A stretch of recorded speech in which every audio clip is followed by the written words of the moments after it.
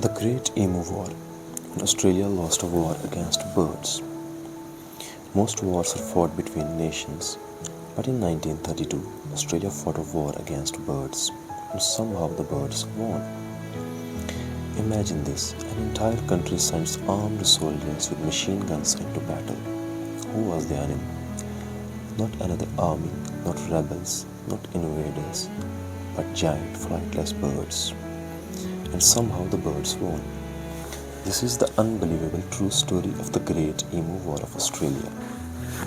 The year was 1932. Australia was struggling through the Great Depression. In Western Australia, thousands of farmers were already facing financial difficulties. But then another problem appeared.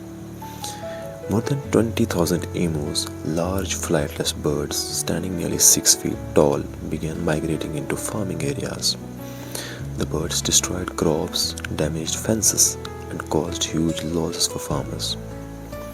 Many farmers were already struggling to survive, and the emu invasion made things even worse. Desperate for help, the farmers turned to the government, and that's when things got weird. The Australian government decided to send soldiers, yes, actual soldiers, armed with Lewis machine guns and thousands of rounds of ammunition. The mission seemed simple: find the emus, eliminate them, problem solved. At first, military officials thought the operation would be easy. After all, they were trained soldiers. The enemy was just a bunch of birds. But the emus had other plans. These birds could run at speeds of nearly 50 kilometers per hour, making them surprisingly difficult to catch. Whenever soldiers approached, the birds scattered into small groups. Instead of moving together, they spread out across the landscape, making them difficult targets. The soldiers fired, the emus ran, and most escaped unharmed. In one famous incident, soldiers set up an ambush near a large group of emus. Everything seemed perfect. The birds were within range, the machine gun was ready, the soldiers opened fire. But after only a few moments, the gun jammed. The emus immediately scattered in every direction. Most escaped. Another time, soldiers mounted a machine gun on a truck to chase the birds. It sounded like a brilliant idea.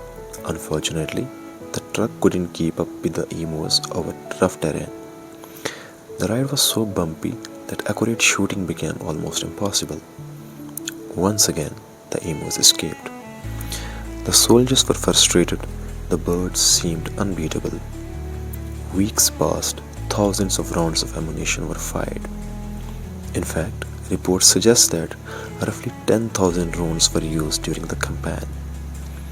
But the results were disappointing.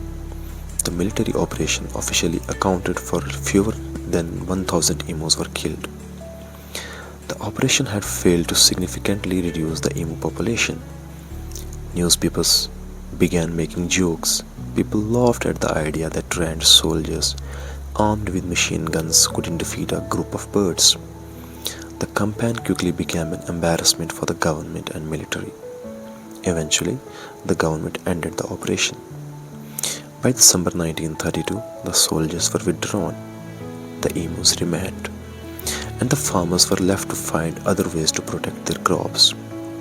Technically, it wasn't a real war, but in the eyes of the public, the result was clear. Australia had challenged the emus, and the emus had won. Today, the Great Emu War remains one of the strangest events in history. It reminds us that nature can be far more difficult to control than we imagine.